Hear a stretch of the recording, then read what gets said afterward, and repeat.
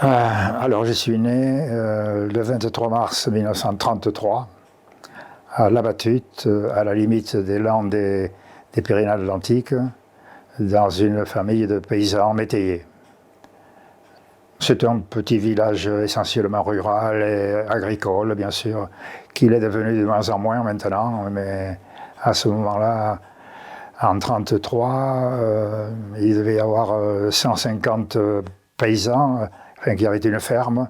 Il y avait uniquement des petites fermes avec tout ce qu'on peut faire, on pouvait faire autrefois, de la culture, de l'élevage, et une vie un peu autarcique finalement, mais le manque peut-être de modernité compensé par une certaine chaleur qu'il y avait, moi je pense toujours, parce qu'il existe toujours à La Batute, une chambre où les 6 enfants sont nés, mes frères et sœurs, et 2 petits-enfants qui ont la mère a mis au monde.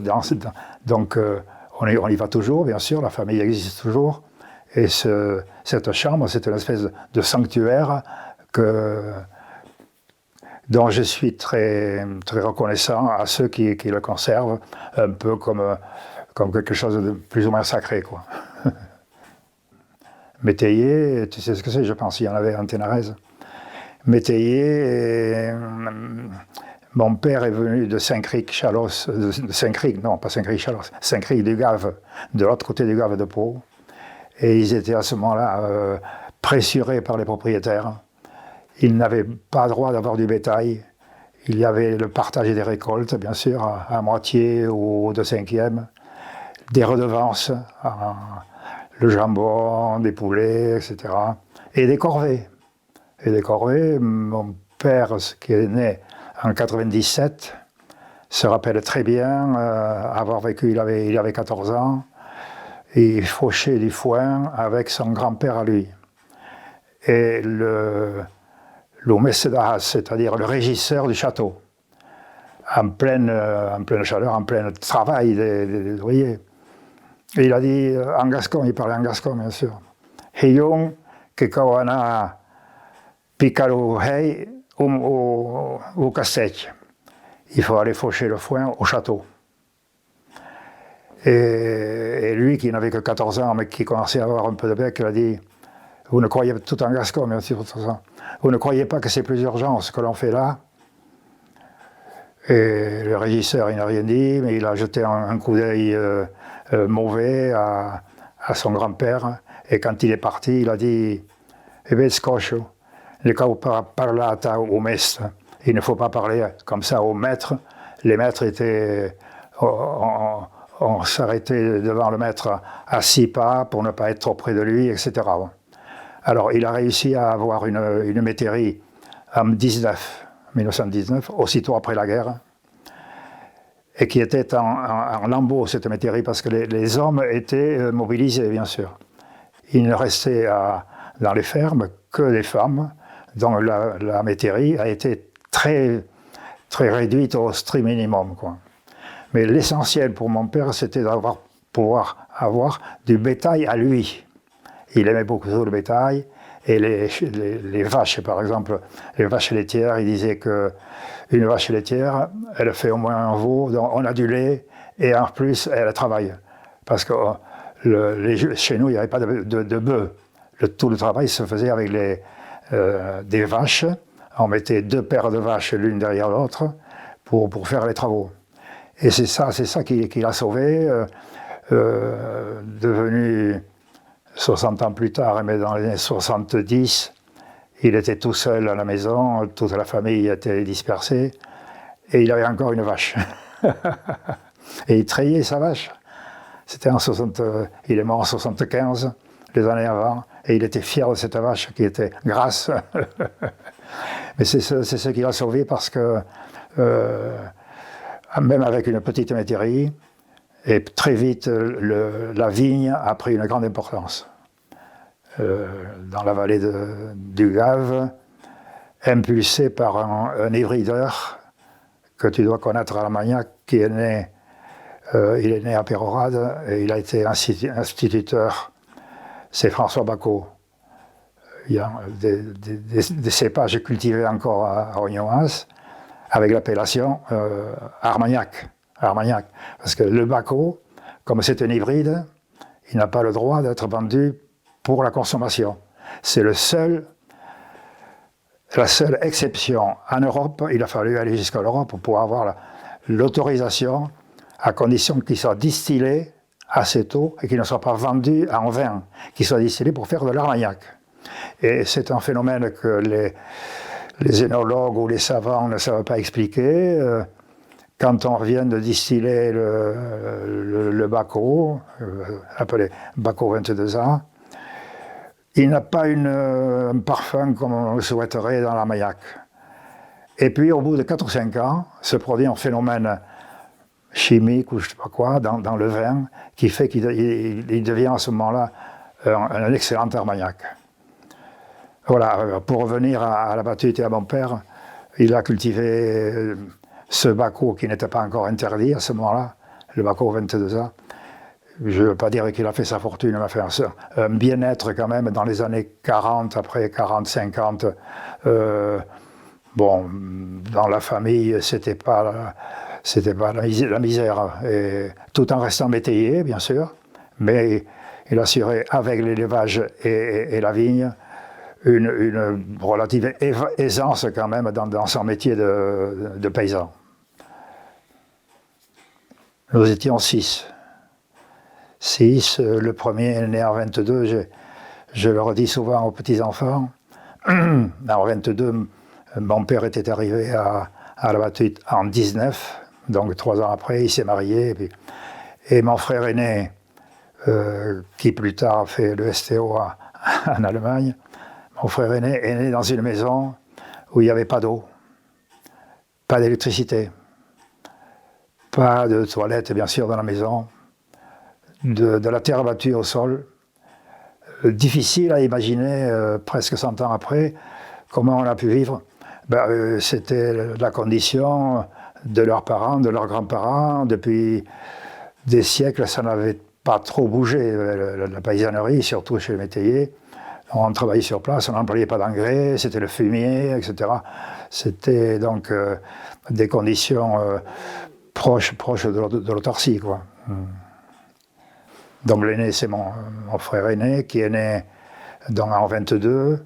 Moi, je suis né en 33. Et le dernier est né en 44, quand mon aîné était au STO en Allemagne. Donc, sur 22 ans, 6 enfants. On ne connaissait pas le contrôle des naissances à ce moment-là. Mais personne n'était de trop dans la famille. 5 garçons et une fille. Voilà, alors le second, il aurait pu émerger des milieux agricoles parce que la règle, c'était chez les paysans, l'aîné succède à son père. Et c'est un bonheur quand le premier-né est un garçon. Il va prendre la suite.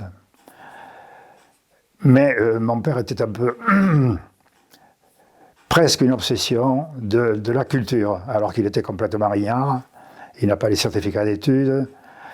Mais je ne sais pas d'où il a pêché ça. Il disait qu'après le pain, l'éducation est le premier besoin du peuple. Ceux qui n'étaient pas dans cet esprit-là pouvaient se débrouiller ailleurs parce qu'ils avaient des richesses. Mais celui qui n'a rien du tout, c'est par l'éducation qu'il va s'en sortir.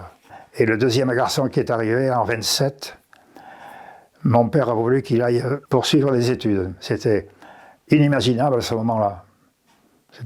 Il s'est posé un défi extraordinaire. Il n'y avait pas de collège à la Batute, bien sûr. Il fallait aller pour des cours complémentaires, ce n'était pas encore des collèges, à Pérorade, 10 km. Et le seul moyen d'y aller, c'était à bicyclette, en vélo. Et mon second frère, qui n'était pas très costaud, bon, il est allé, il a fait sa scolarité là, tant bien que mal. Mais en 39 années, terriblement froides, il a souffert, plus qu'on ne peut le dire, de ce trajet, 10 km en vélo, par le froid, rentrer le soir. Et il a dit en fin de scolarité à ses parents, non, je ne veux pas revenir, c'était un cours complémentaire, plus tard en collège, je ne veux pas y revenir, je resterai avec vous à la terre. Et il a pris la suite de la succession après, voilà, dans quelles conditions, mais il aurait été, bon, c'est pas la peine de ressasser mais c'était comme ça. Alors la troisième fille, c'était une fille. Bon, elle n'a pas suivi les études non plus. Elle a eu les certificats d'études. Elle est allée chez les sœurs faire du repassage, du reprissage pour faire plus tard une mère de famille. Pas Et alors moi j'ai eu la chance d'arriver après, le quatrième. Et à ce moment-là, l'instituteur a dit, mais si on n'a pas les moyens, il y a des bourses. Et oui, on a du mal à imaginer maintenant que l'enseignement est entièrement gratuit. Mais il était payant, et ne serait-ce que la pension, par exemple, coûtait cher. Donc, alors grâce aux bourses, j'ai pu aller au collège interne. Je n'étais pas non plus très interne en 1945, aussitôt après la guerre, dans des dortoirs pas chauffés, avec la nourriture minimale. Bon, mais on était là pour se faire une situation. Il n'y avait pas d'autre solution. Il fallait, je ne veux pas dire souffrir, mais c'était pas toujours agréable de vivre oui, des dortoirs qui n'étaient pas chauffés. Ben, à la maison, on n'était pas chauffé non plus. On rentrait dans une chambre le soir, c'était chauffé par le feu de cheminée, c'est tout. Mais je ne me souviens pas avoir vu, je dormais avec ma grand-mère à ce moment-là, souffert du froid. C'était comme ça, on ne se posait pas la question. Peut-être que le châtelain, lui, il avait d'autres moyens. Mais là, il y avait un feu dans la maison, c'était le feu de cheminée, qui servait à la cuisine et au chauffage. Et puis le soir, quand on se couchait, ça s'éteignait, et le matin, il faisait froid, quoi. Voilà dans quelles conditions nous avons vécu. Sinon, ils étaient ce qu'on appelle maintenant aide familiale, enfin ils faisaient partie de la famille, et ils travaillaient comme les autres. À partir de le certificat d'études, c'était 12 ans à ce moment-là, puis 14 ans. On ne se posait pas des questions. Il y avait quand même du travail pour tout le monde. Du travail en particulier pour défricher des terres et augmenter la superficie de l'exploitation. Le peu d'argent, enfin, moi j'ai été enfant de chœur par exemple, et on gagnait quelques sous à dire la messe pour le curé. Et ça, on le gardait pour nous. Mais non, il y avait une seule bourse, c'est maman qui tenait la bourse, pour les volailles qu'elle vendait au marché, ou quand il y avait des rentrées d'argent plus importantes. Et l'argent, je pense qu'il était quelque part dans une armoire, bien gardé, mais on ne connaissait pas de banque. On ne connaissait pas de crédit agricole ou ailleurs. On vivait, même l'argent était privé au sein de la famille. Parce que l'argent du ménage, il venait aussi en partie des petites ventes que l'on faisait le mercredi au marché, par exemple, vendre des poulets, des œufs. Et le marché de Pérorade le mercredi il est encore très, très important. C'était le principal. Sauf après les rentrées plus importantes, comme le vin, le blé, il ne devait pas en vendre beaucoup, mais c'était surtout le vin, un veau de temps en temps, etc. Bon, les rentrées plus importantes. Et après, quelqu'un est venu les trouver pour placer dans des bons de sécanaise. Je ne sais pas si ça existe toujours. des bons comme des bons du Trésor. Enfin, maintenant, on dirait la caisse d'épargne, quoi. Alors, il est venu, bon, parler en manière positive, bien sûr. Ne laissez pas l'argent dormir, etc. Et ils avaient pris des bons de la sécanaise. Je ne sais pas ce qu'ils sont devenus, mais ce nom est resté là. Voilà. Sinon, bon, non, le crédit agricole et le chèque, ça n'existait pas, non. De mon père, j'en conserve beaucoup de bonnes choses, alors qu'il était relativement sévère. Il ne fallait pas s'écarter de la voie.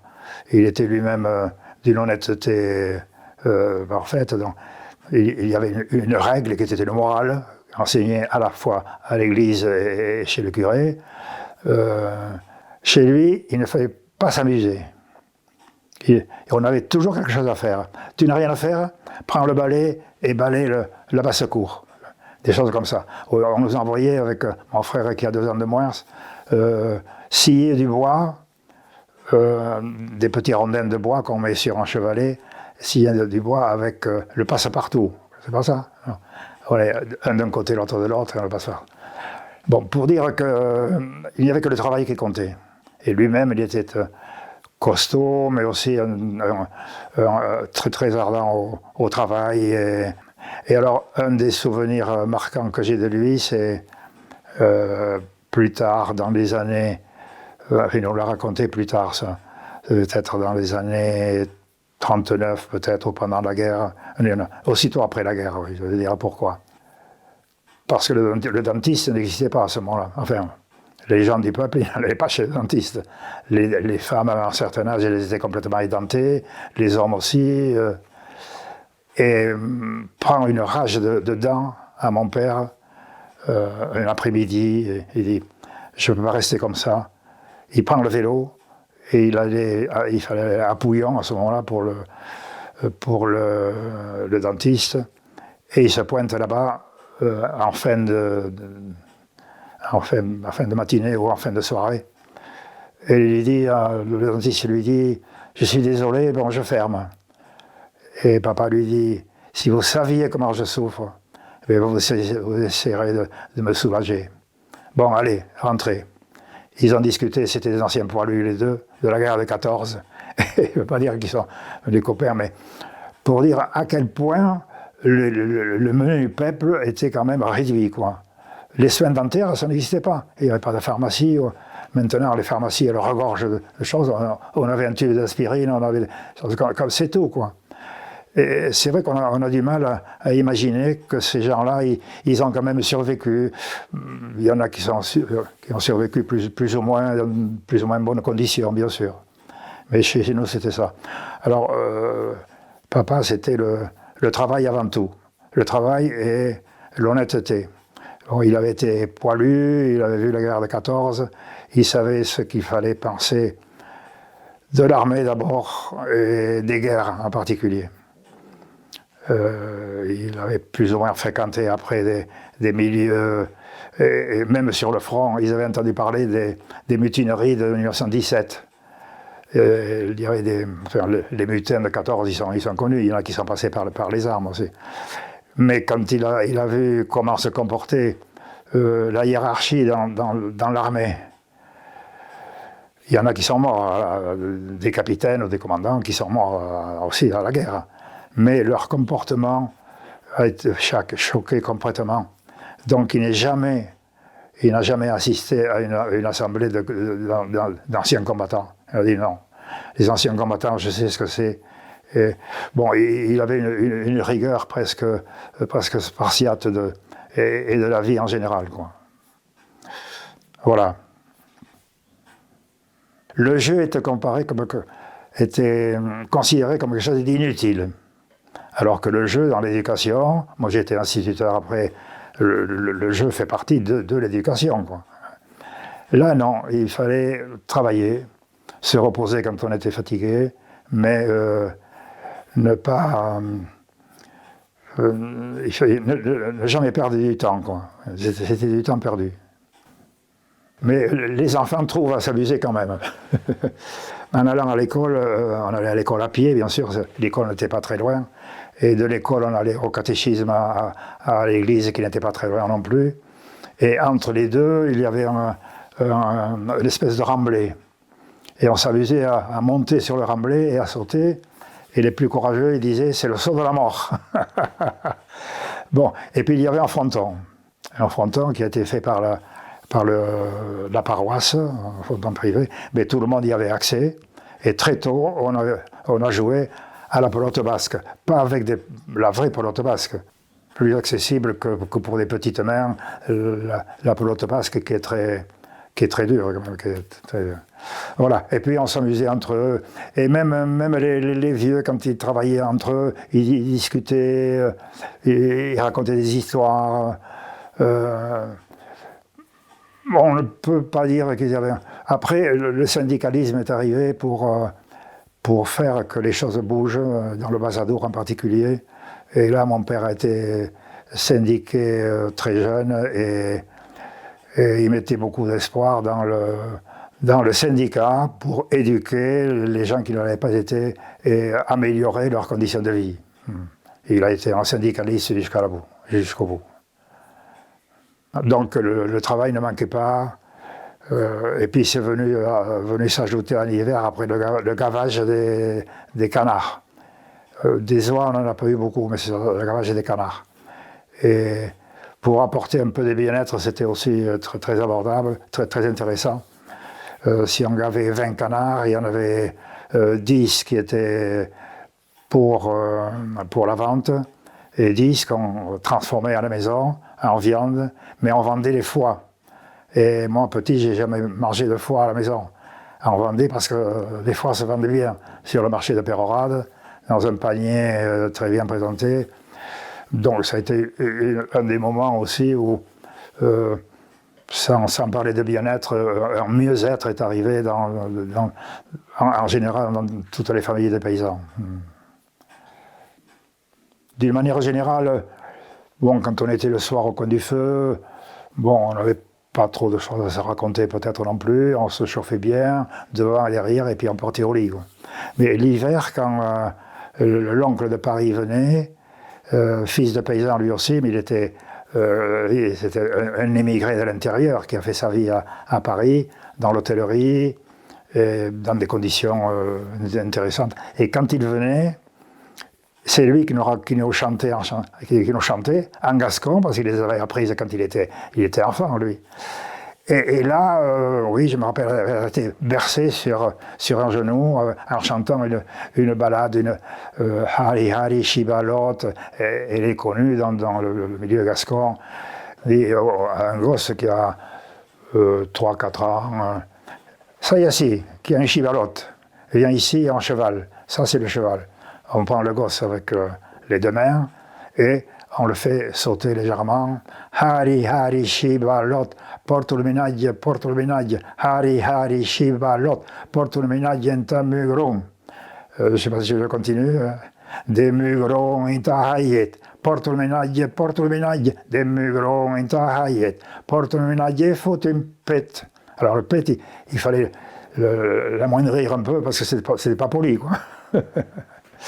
Voilà, il y en a d'autres. Et ça, je les ai apprises au coin du feu avec mon parrain de Paris qui nous a éduqués, une partie qui nous manquait à l'école et en famille. Une comptine, c'était une comptine, mais qui se jouait un petit peu à cheval. Et on promenait le gosse comme ça à cheval sur le bordel. Hari Hari Shivalot, c'est le petit cheval, quoi. Puis on l'amène à Muron, on l'amène à Gilmont, et il fait un tour. Bon, il y en aurait d'autres, mais enfin, voilà. Et après, je l'ai appris ça à mes enfants et à mes petits-enfants. J'ai une arrière-petite-fille à qui on le chante. Il faut qu'elle s'imprègne très, très vite de cette culture, qui pour nous est une culture, oui, bien sûr. Mes frères aînés et même ma sœur ont été éduqués en gascon par les parents. Et puis à moi, après, je suis arrivé, c'était le premier de la famille où les parents nous parlaient français. Et un peu dans toutes les familles, c'était comme ça. Il y a eu un changement que dans les années, peut-être après la guerre il a peut-être fait quelque chose, j'en sais rien, où on a tourné le dos au gascon comme langue véhiculaire, quoi. Alors je pense que la guerre, malheureusement, toutes les guerres sont favorables au changement parfois brutaux. Ça a été le cas du métayage qui s'est bâti sur des normes beaucoup plus abordables pour les métayers, avec une loi sur le fermage de 1946, votée par l'Assemblée nationale constituante à l'unanimité, droite et gauche, pour changer fondamentalement le statut des métayers. Donc partage, d'accord, mais plus de corvées, plus de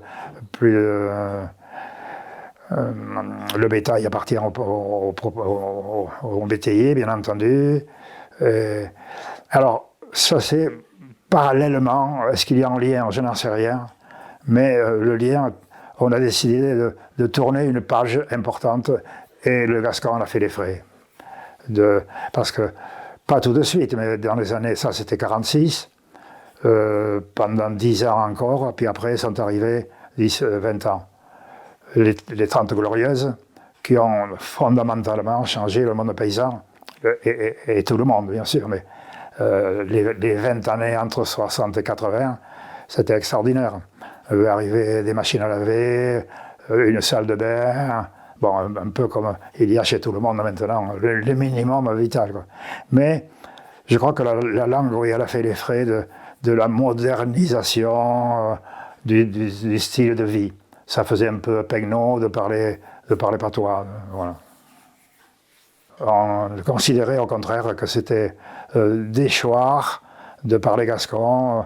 On disait parler patois, bien sûr, et on ne considérait pas ça comme faisant partie de la culture. C'était un plus dont on pouvait se passer. Voilà.